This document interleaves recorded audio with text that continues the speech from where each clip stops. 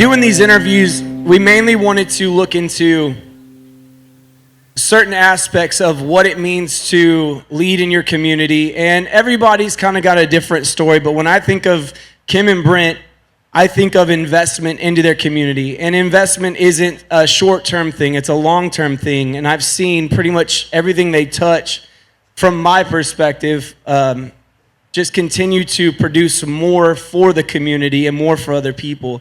And so that's why I really thought about you guys in our theme tonight is investing in where you live. And we're so thankful for what you guys have done in that investment into our community here. Y'all grab these mics.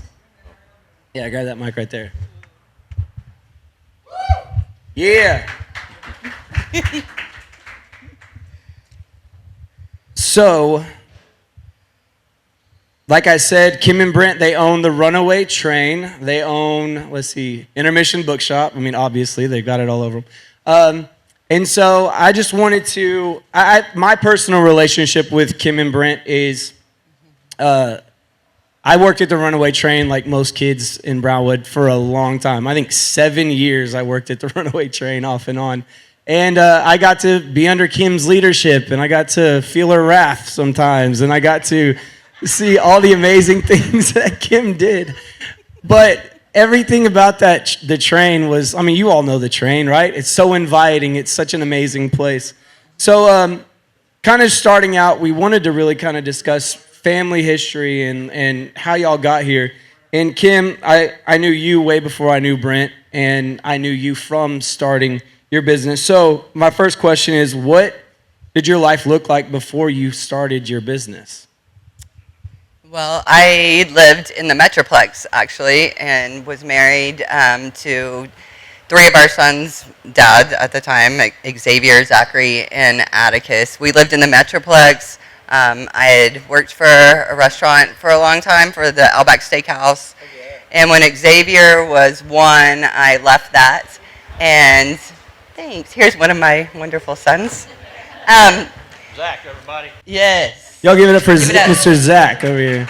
So yeah, my great-grandfather, can y'all hear me okay? I'm not a singer. Yeah, I think kind of hold it just a little bit closer. Thank you. There you go. Okay.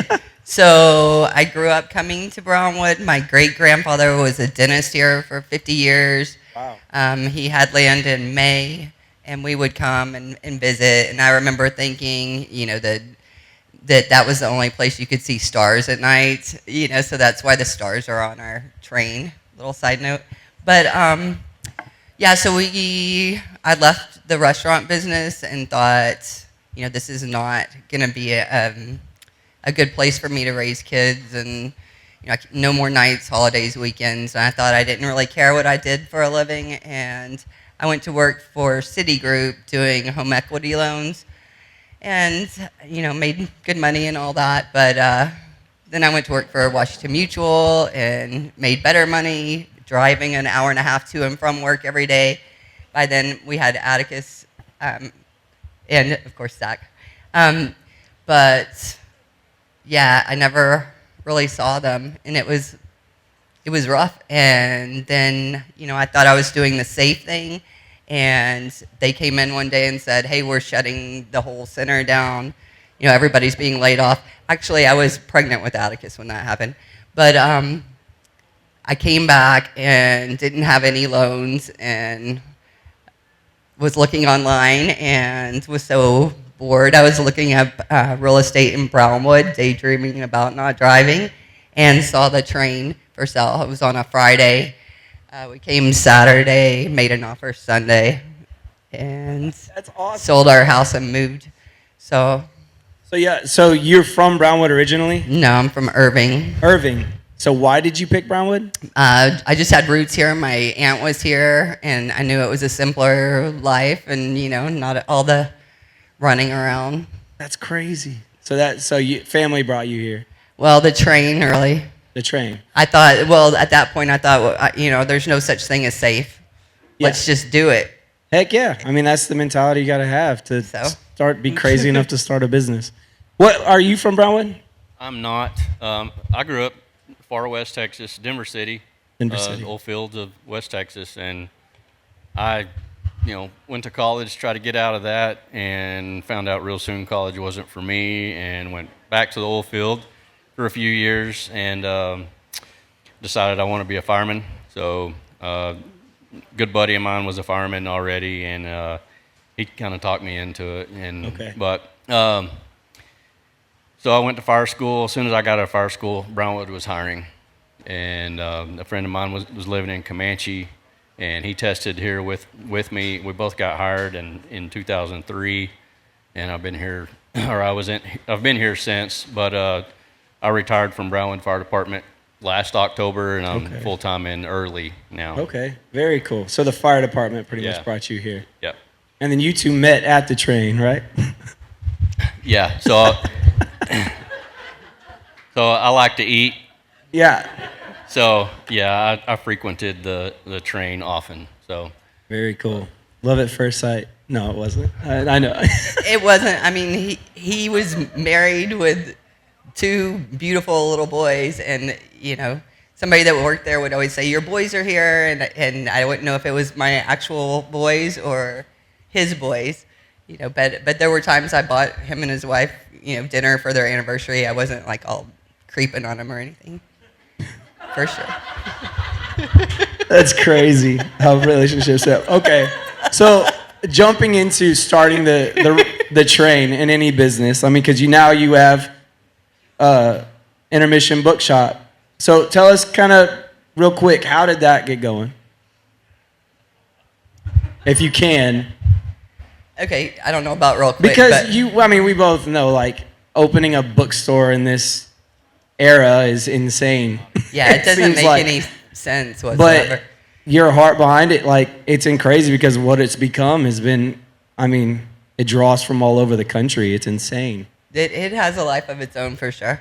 So, yeah, we also like to drink, and so we're here a lot. And on the porch, we're looking out and saw that building, and honestly, it was hideously ugly and really didn't want anything to do with it. But I got a word that they were going to put a Christmas tree at Pat Corsi Park, and so we called Ann Jones and said, "Hey, let's look at it," because looking inside it was really bad, but if you turned around and looked this way, Christmas tree, the tap house, all the things, it was kind of Hallmarky. Heck yeah. Definitely like a Hallmark movie. So I said, "Brent, hey." So, side note, we have done some rental properties and things for, 15-ish years. But if she ever wants to go look at a property, we're probably buying it. Okay, that makes sense. So that's kind of how that happened. So we had no idea what it was going to be other than not that. So we got a crew together, and we're very blessed to have the Northcuts do that for us. And they had come in and just started tearing everything out. That was November of 2019. As y'all know, my good friend Nanda, all of our good friend Nanda, had passed away that July. And she, had spoke to me pretty sternly about how I was living and striving and that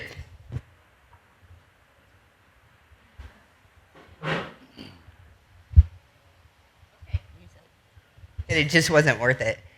And I needed to kind of, reprioritize some things. So, I really took that to heart, but had no idea what that meant. And so, of course, we bought this building, and not knowing what it would be. And they came in and just started tearing everything out and had uncovered those images on the wall and everything.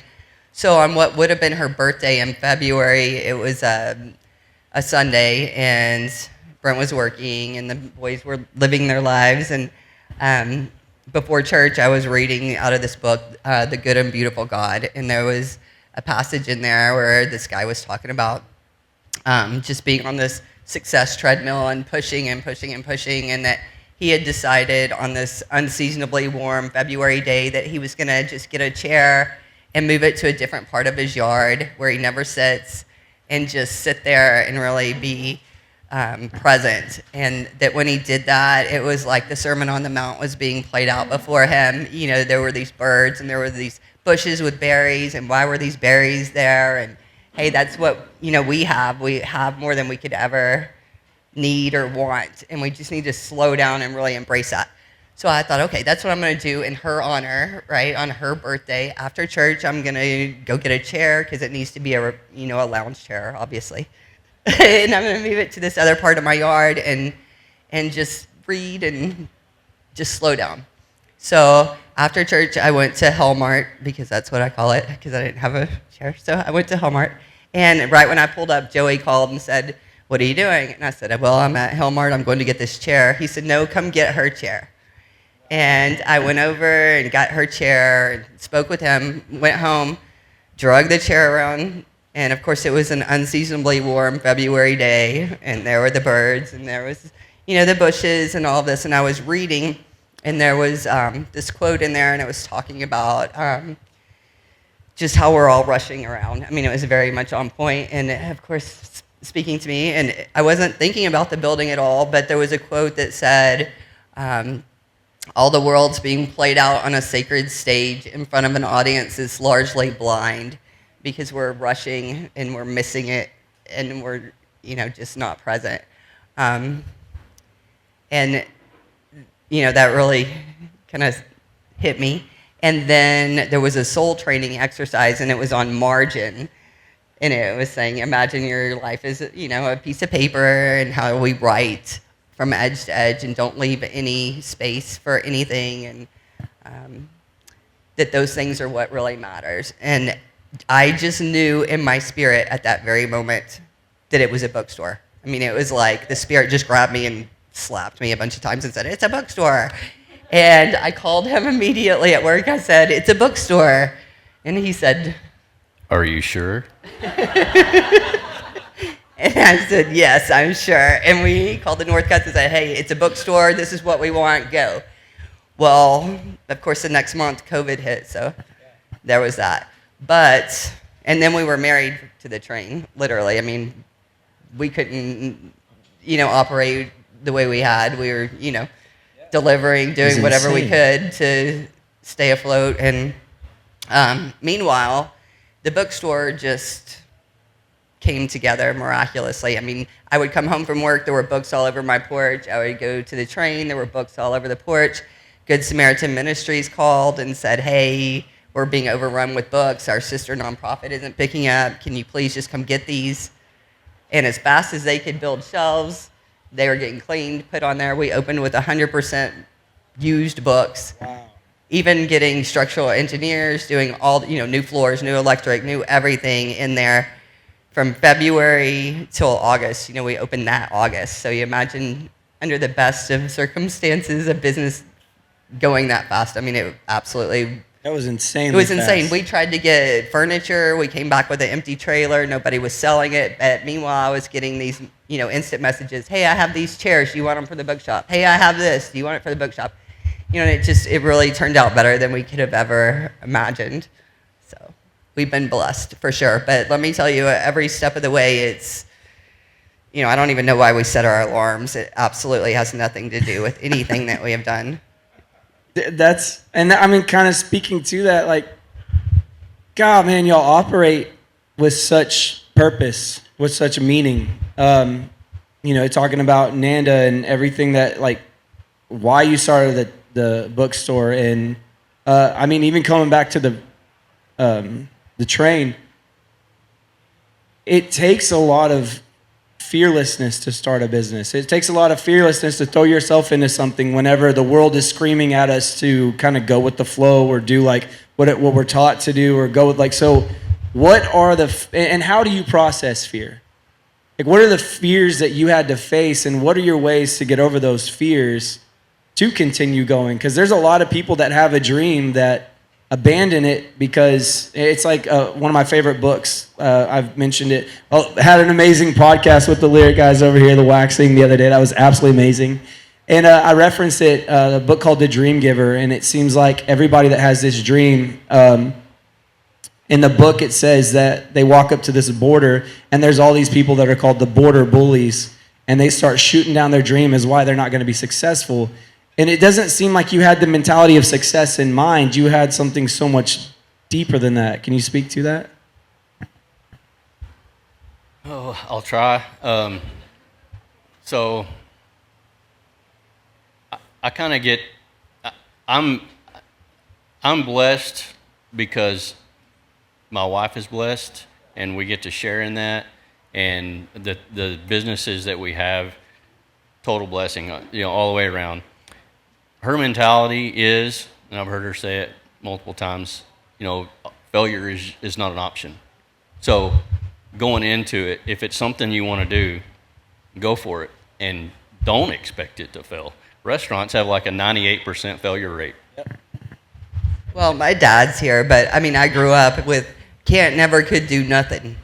We never said I can't.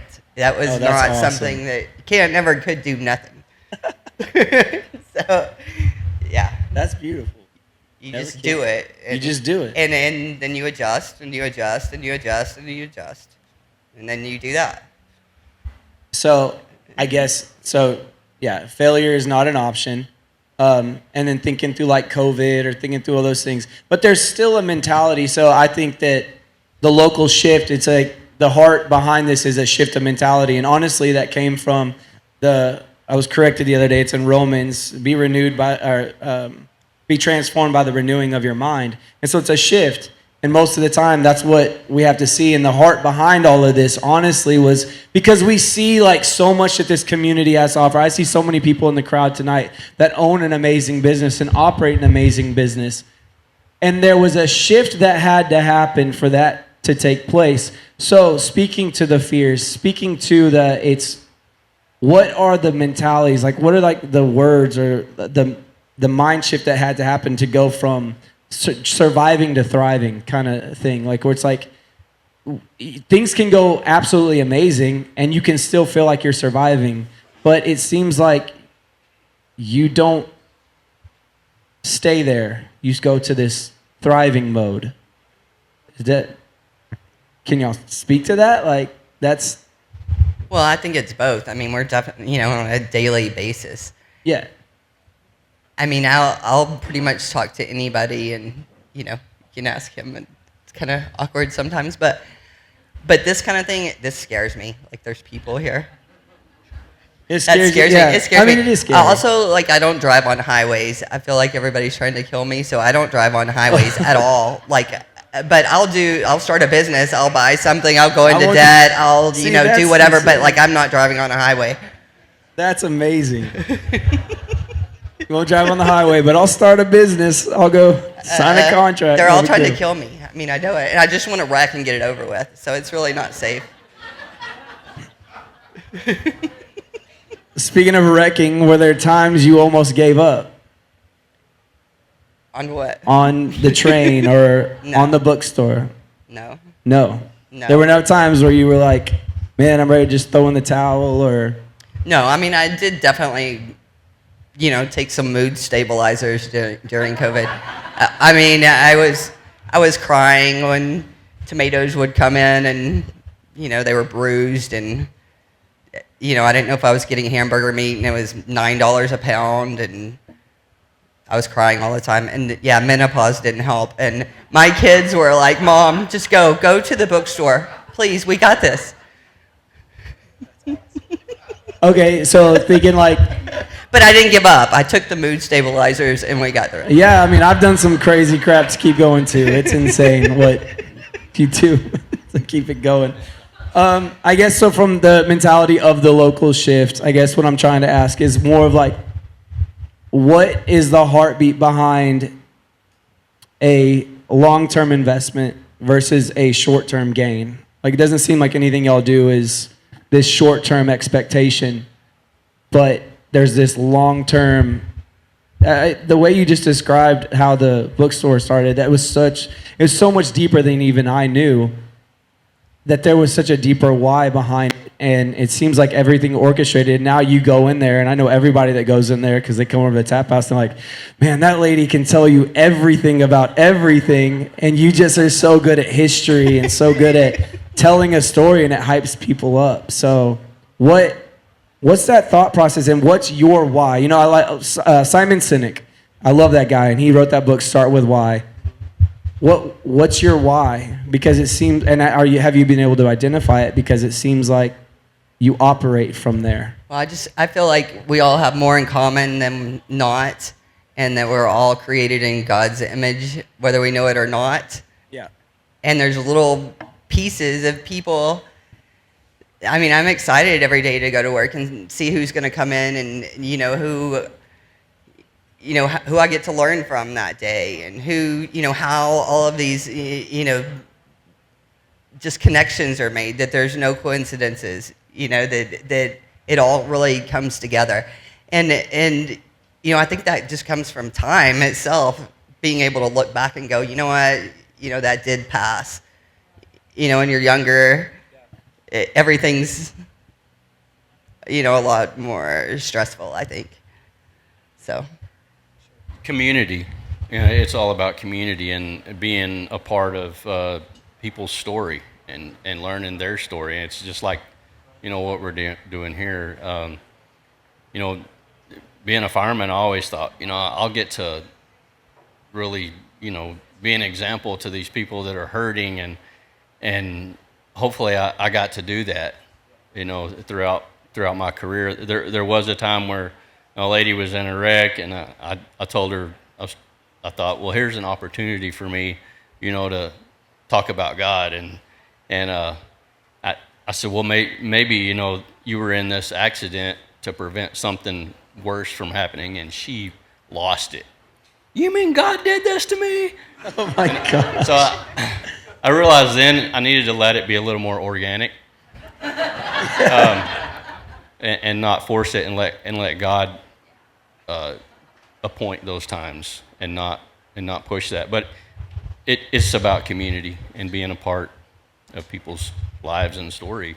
And speaking to that, from being here and being at the train and everything that you've done, I mean, people come in and we get to see them on sometimes a weekly basis. You're really building a bond with them, and at least to the point where when they come in and something's off, you notice, and they notice with you, and you are able to have a real conversation. It's not just, here's your mustard or whatever. Yeah. Well, it's real. You're like, hey, I've never seen you. Why are you here? Oh, you have family at the Chatfield? Oh, you have somebody's in the hospital, or you just had a baby, or, you want to know what brought you here. Yeah, for sure. And y'all have always done that extremely well. I mean, at the Runaway Train, clearly if you go there long enough, you'll get a sandwich named after you. The Wilson, yeah.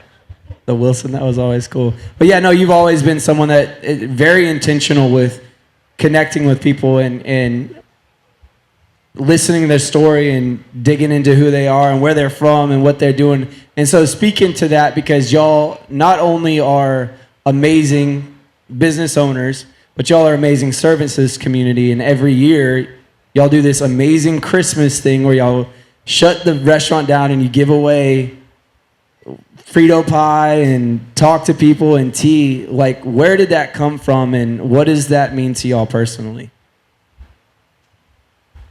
You want me to go? So our first year of marriage, we're blended. We have 5 boys. Our first Christmas rolls around, and we didn't have any of our kids. We got married. We had 5 kids the day we got married. We didn't know marriage without kids. And Christmas is here. We didn't have any of our kids, and we were like, what in the world are we going to do? So we were going around to grocery stores and convenience stores trying to find chicken pot pies and, figure out something to do for the day, because we were just kind of lost at that time. So we thought, well, there's got to be other people in the community that feel the same way. And yeah, we were newlyweds, and we were like, what's up with this? Yeah. So we had gotten married in March, and, newlyweds, less than a year. But you remember Fred, that always, he lived on Bowie Circle. He always walked to the train. He came in today. He lives at the Manor. Now I see him at the bookshop. So we still get to see Fred often. But, yeah, it was just, we knew there had to be other people that felt the same way we did, and so we just wanted to. Yeah, do so something. that's the thing. It wasn't ever, well, this is going to be for people who can't afford to eat. I mean, and we didn't want that to be an obstacle for sure, but it was more about being alone on that day.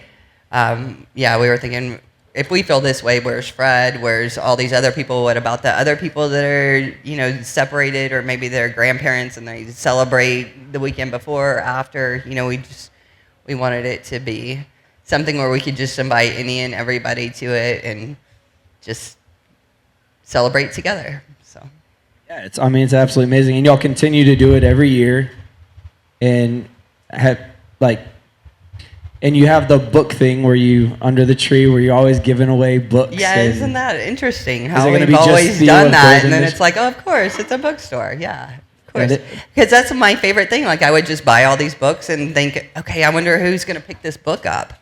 We put them under the tree, and then people would come in and say, oh my gosh, I picked up that book, and it was meant for me. It's like, oh, look, I got to be a part of that. All I did was buy it on sale. That was awesome. That's incredible, and y'all are absolutely amazing. So y'all have been in Brownwood for how long? Have y'all been in Brownwood? I've been here 20 years. 20 years. 22. Yeah. Very cool. We got married in 2009. So what does it mean to? Have y'all ever thought about it from the aspect of investing in your community? And that was so for me and my wife. That was one of our big things. Is like we didn't want to live in Brownwood. I was originally from Austin, Texas, and I wanted to be in Austin. I wanted to be in a city that had stuff to do. I wanted to be at a bigger church. I wanted to do all these things. And it wasn't until we kind of stepped into that world that we were like, man, we miss the small town. We miss just that small knit community versus all the craziness and the hustle and the bustle. And I really didn't even get into our relationship as to how this all came about. So if you don't know, they were the ones that bought this building over here, the Tap House building. And how the Tap House came about was I was driving through one day, and we were looking for buildings, and we saw this building for sale, and a few days later it was sold. We were like, who bought the building? And someone told me Kim bought the building, and so I ended up talking to Kim, and you can correct me if I'm wrong on some of these things. Okay, stop. Okay. So we were kind of stalking downtown because we really were excited about it and love rock old buildings, and so we just started looking up everything on the tax roll and just writing letters to people and asking them if they would sell. And we wrote a letter to Casey that owned that. And I didn't recognize the name, but he was a regular at the train. So like 3 days later, he came in and said, hey, I have this, did you want to buy it? And it's like, yeah, let's look at it. Well, it was, pretty much condemned. It had fires in the floor. The windows were boarded up. It was the ceiling was falling in. Yeah. I mean, it was pretty rough. And we're like, yes, absolutely, we want to buy it. And it just screamed Tap House. I mean, we knew it from the get-go. It's Tap House. Well, so when you saw that sign, we were already under contract and everything. He wasn't for sale until we approached him. Oh, wow. And so we knew it was going to be a Tap House. We were actually, our kids had all gone to church camp, and so we were blowing up all the tap houses in Portland. Seattle, sorry. That was a different time.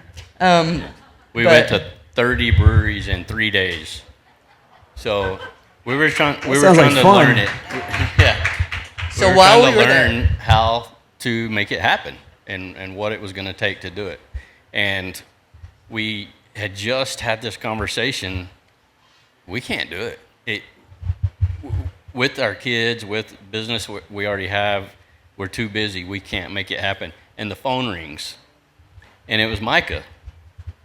I mean, I didn't know this part. Yes, we literally just finished the conversation when he called and was looking for something to do. and he said, hey, Kim, I'm working for Red Gap. I'm also bartending, and let me tell you, I'm doing more ministry bartending than I ever did within the walls of the church. And I'm like, it wasn't even meant for us. My God. It was never meant for us. This must be what it's like to be grandparents. We get to come here and enjoy all this, and then, yeah. Okay, I didn't know all that to that extent. But wow, yeah, because I called them and they were looking at breweries and stuff, and then you came back, and so that's how this all came together. But it was because of that relationship years ago. So, man, Isn't that interesting? that's insane. I mean, that just tells me it's not insane because it's true to what I claim to believe is that God's always working out something that we have no idea what he's doing, and he's always making something happen, and he's putting you in situations that you may not like that situation right now, but there's a reason for it later, and he'll reveal that to you at some point. And so Ashley and I knew we wanted to be back in Brownwood, and we wanted to come invest in this town, and we didn't know what it was. And then when I worked for Red Gap, and see, this is insane how it all works out. But so what does investing in your community, what does that mean to you? Like, you've done all these things, and it seems like y'all are really intuitive to that inner voice, to God's voice. Let's call it the Holy Spirit, God's voice, because that's what we claim to believe. So what does that mean to you? Like, if to anyone else that's like looking at what to do, but they're scared to take that step, they're scared to jump into it, what does that mean? I think I'm more scared of not doing it. See, that's a different That's a thought big process. thing, you know. If you get that word and it's like, okay, it's a bookstore. If I didn't do that, that would be really, really bad. You know, for it'd beat sure it would myself be. up. I would be like, what if?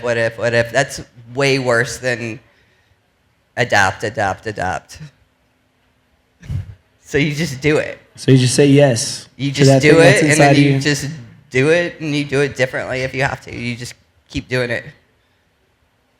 That's it. I'm more afraid of regrets. What if I didn't do it? You can't ever get past that. That's such an interesting thought process, because most people are so scared to do something. And yeah, I mean, if you're scared of the regret, that makes sense. My gosh. But I won't drive on highways. So Well,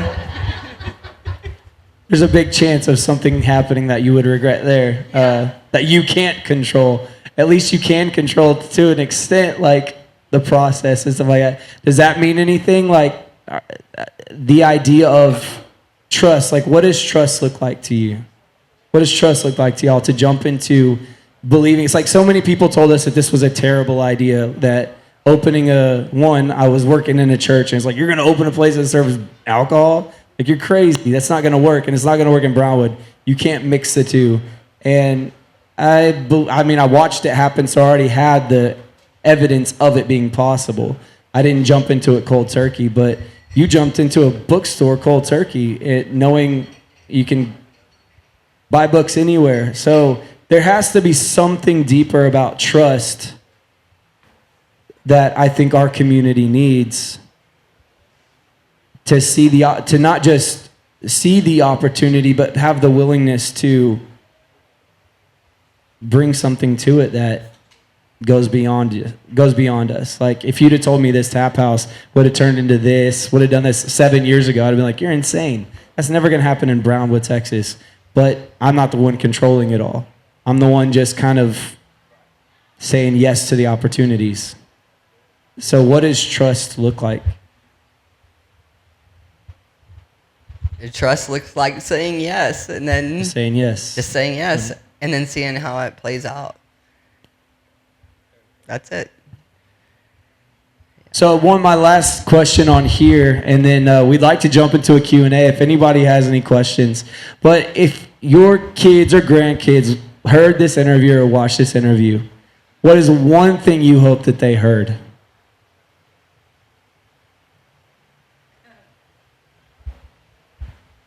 You know, just that we care about people and a community.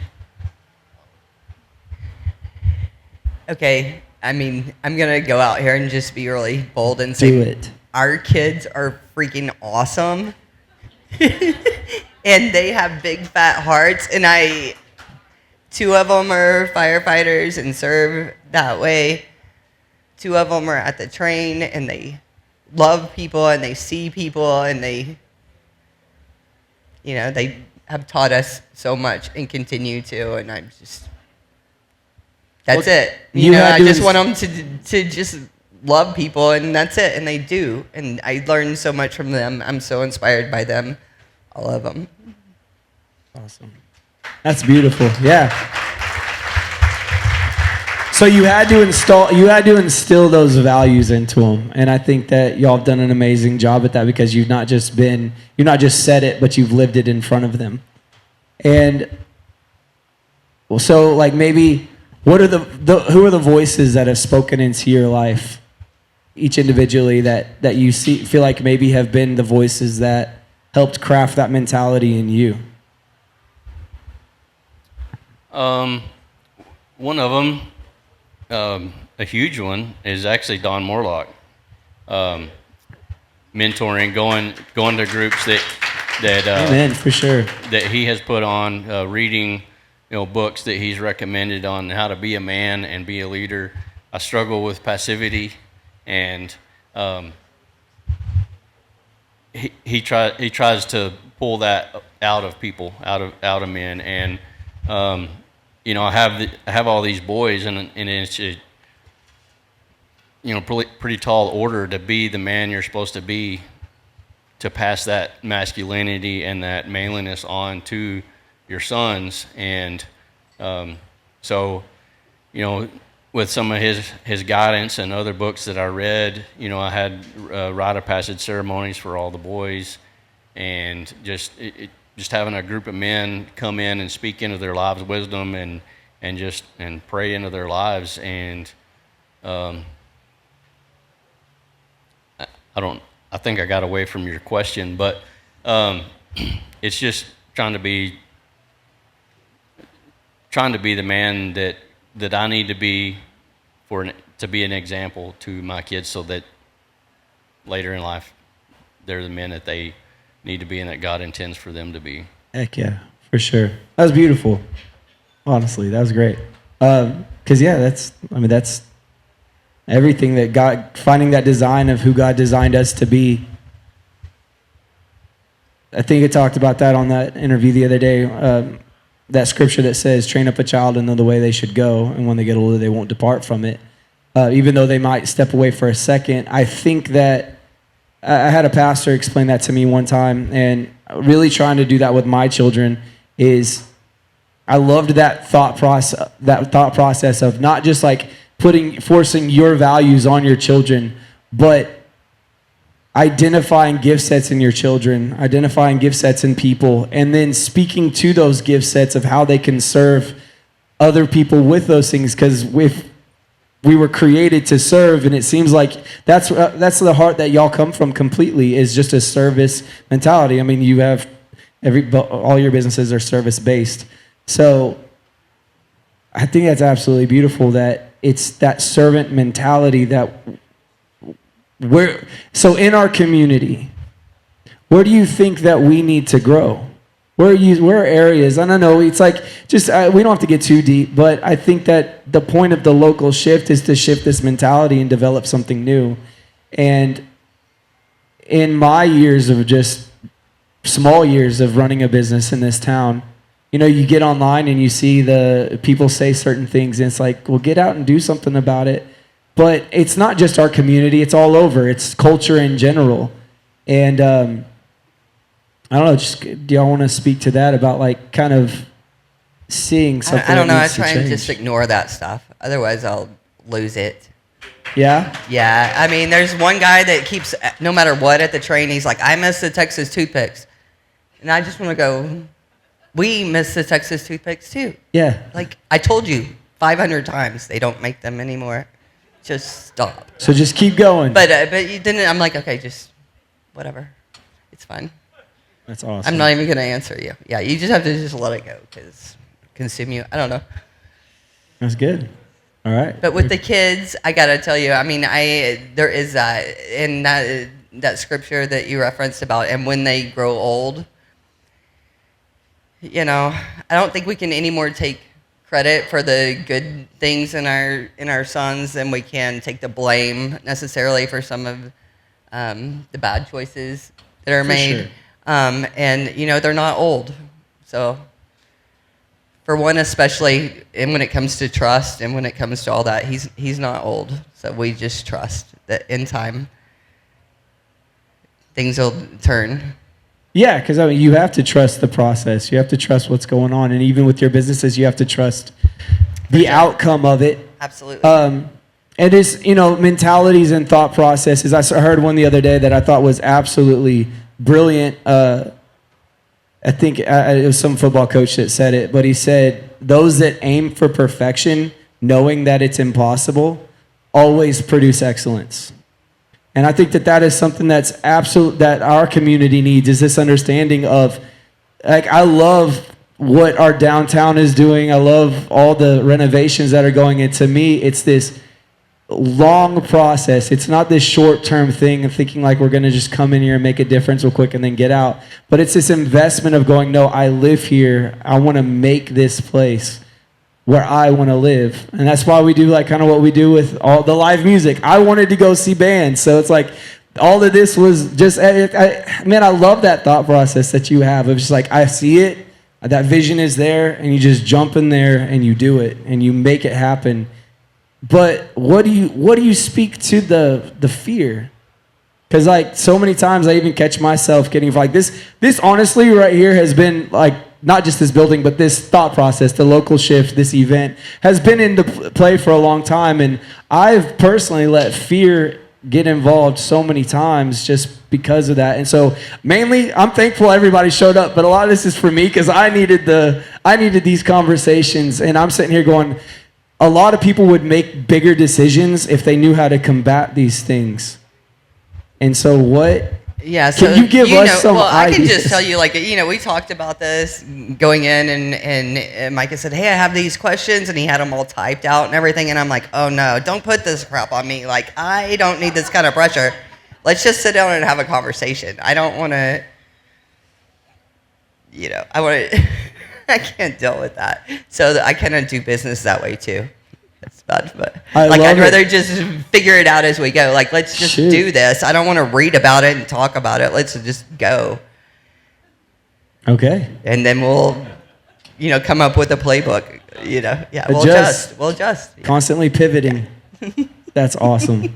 All right, cool. Hey, well, does anybody have any questions? Anybody have a question they want to throw out? Right here.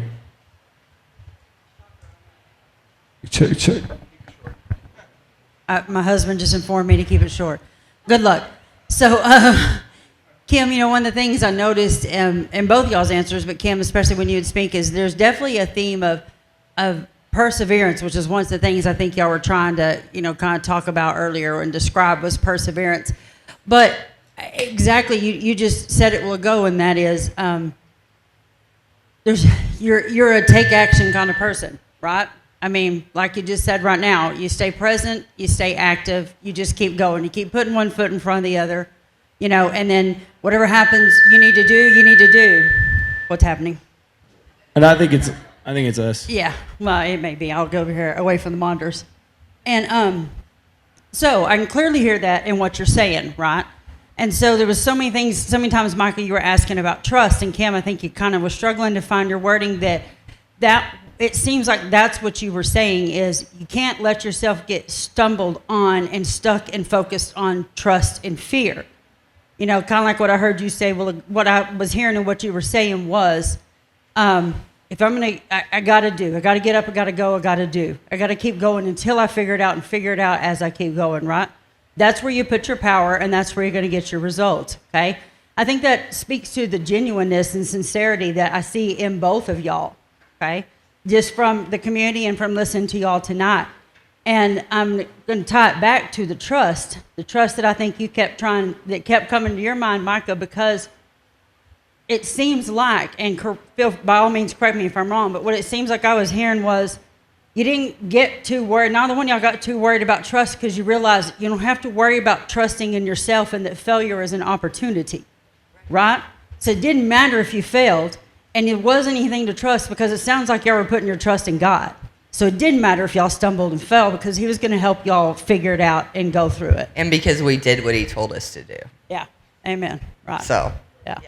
And, there are times when we don't know what we're doing and everything's crazy and we need to kind of step back. And that's when I go outside and pick up trash.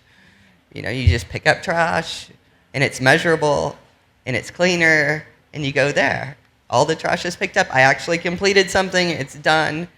Now I can go back to these other things. You just have to go back to something measurable that you can do.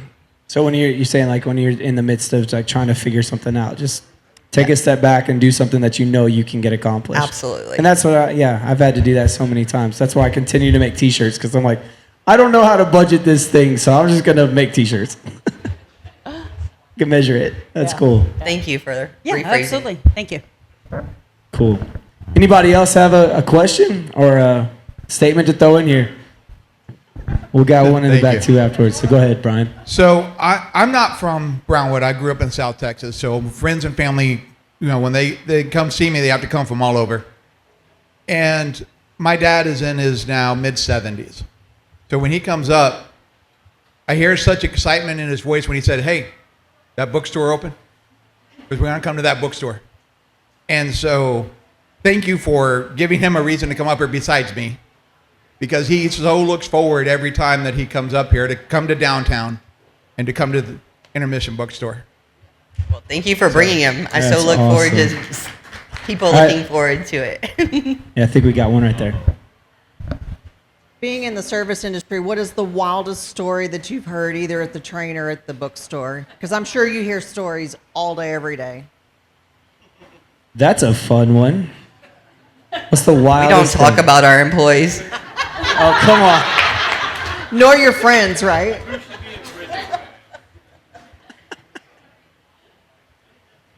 Give a Brent small probably one. has crazier stories than me. The wildest story I've ever heard. Or maybe the furthest people have come, or Oh. why they've come, or... Yeah, people have come from Mexico. From Utah, from all over the country. It's crazy. Like, bookstore people are crazy. I know. But yeah, there's people that come from all over the place. Is it true or not that the that game that was going around, you didn't know about I that had until no they idea. came in? No, and this is another thing. Some people came in and they're like, "Oh, we're playing a game," and I'm like, "Scavenger hunt? Like, what are they doing?" No, you're on the Texas bucket list scratch off game, and I was like, "What?" And so then, some other people came in, and they're Twice. like, "Yeah," and I was like, "Let me see the card. Can I see the card?" And then they showed it to me, and it says, "Come to Brownwood, get your picture taken underneath the book arch, and bonus, have lunch on a train at the Runaway Train." And I'm like, And the creator never talked to you I'm not, beforehand. No, See, that's, oh my gosh. They're doing them for all the states now, but we carry them now because literally there'd be multiple people in there playing the game, and they're like, "What game?" So we just started carrying it. And it's like, yeah, we knew that, of course. That's amazing. We had no Absolutely idea. amazing. Yeah, No how do you idea. deal with the success of being TikTok famous? I'm just kidding. We've also had people get engaged in the bookshop and married in the bookshop. Baby Yeah. showers in the bookshop, all kinds of things. Well, I want to thank y'all so much for loving on a Fred, crazy because I love Fred too. But you got our family very interested in doing the indie bookstores. We seek them out in every town that we go to, and ours is the best. It is the best. Amen.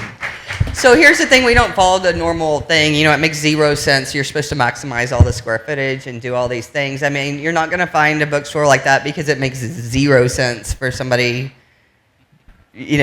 financially, speaking, to put that much money into a bookstore. There's no profit margin.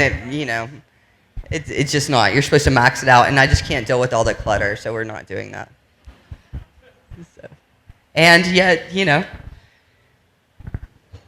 it's crazy. It's absolutely It's crazy. It's amazing. I mean, I've got to meet some great authors and that have become friends and just all kinds of really crazy fun stuff. Very cool. I think we had another question back here. A couple of them.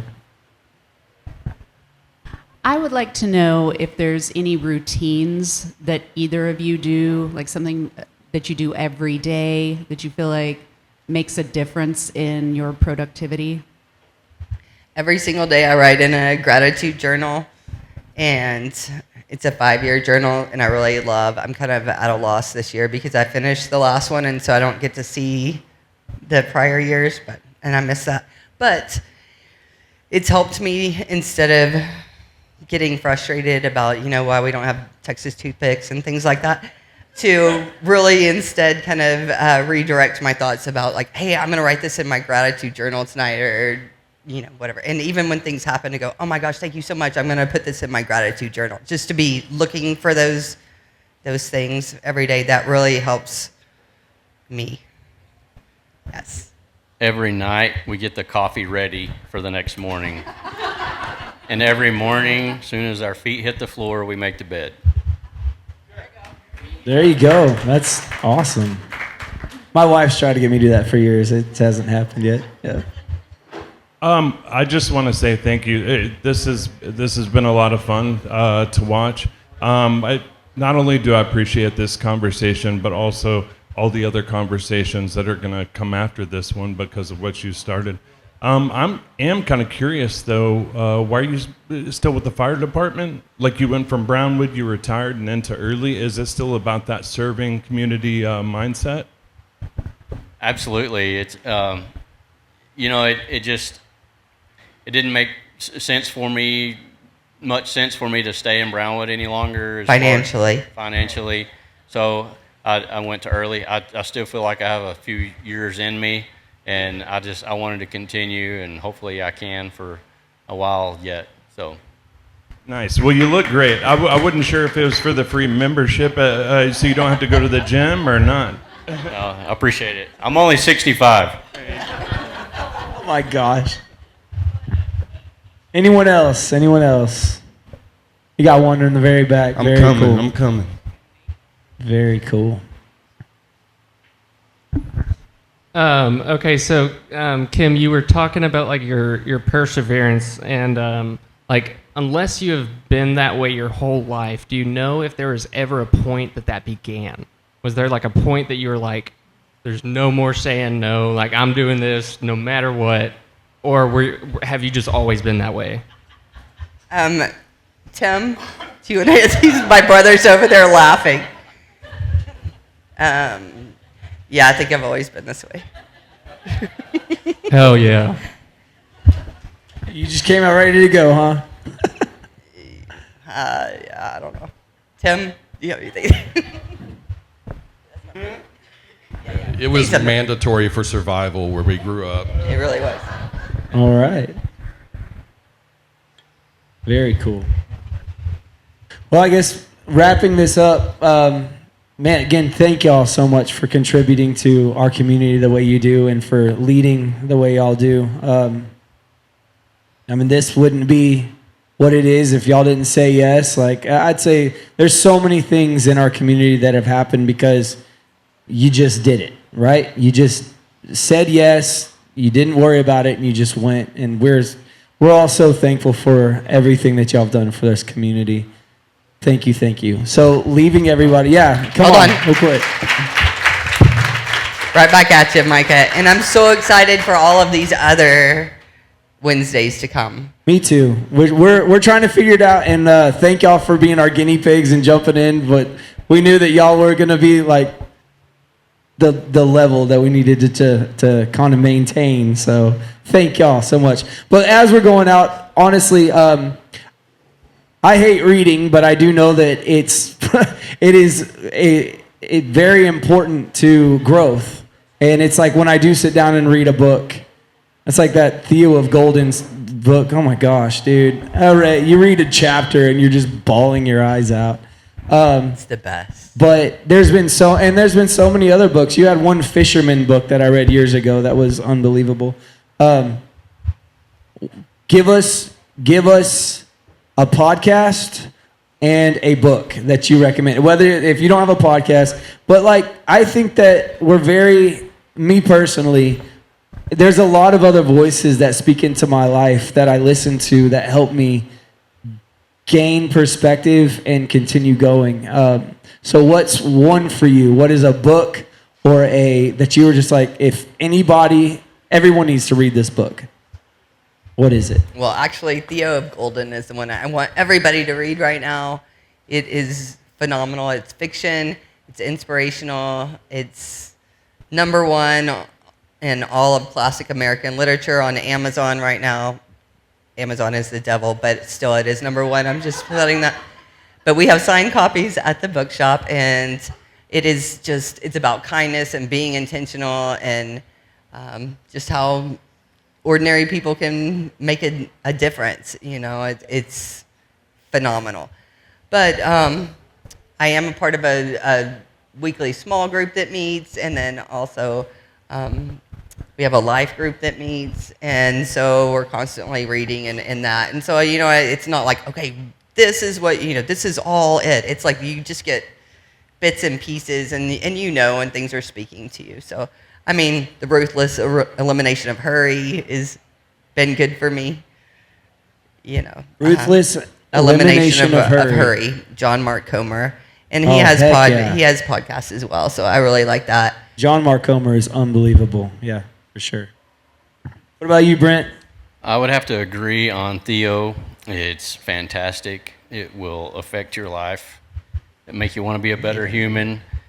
And disclaimer, you will bawl like a baby. I cried like ugly cry reading the book. It's super good. We got to, actually this past weekend, got to meet the author. It was fantastic in Franklin, Tennessee. But other than that, Wild at Heart is one of the most influential books I've ever read. Yeah. And it's good. Men and women need to read that book. Very cool. All right, so write those books down. Theo of Golden, Wild at Heart. What was the other one? The Ruthless Elimination of Hurry. The Ruthless Elimination of Hurry. And that's perfect for Brownwood because it's like, we ain't going anywhere. Let's just get there slowly. But anyway, thank you guys so much for being out. Guys, everyone, thank y'all for coming out. This is our first one. Hopefully I won't sound like this next time. I lost my voice this week. It's crazy. But anyway, thank y'all so much, and thank y'all. Get home safe, everybody. Thank you.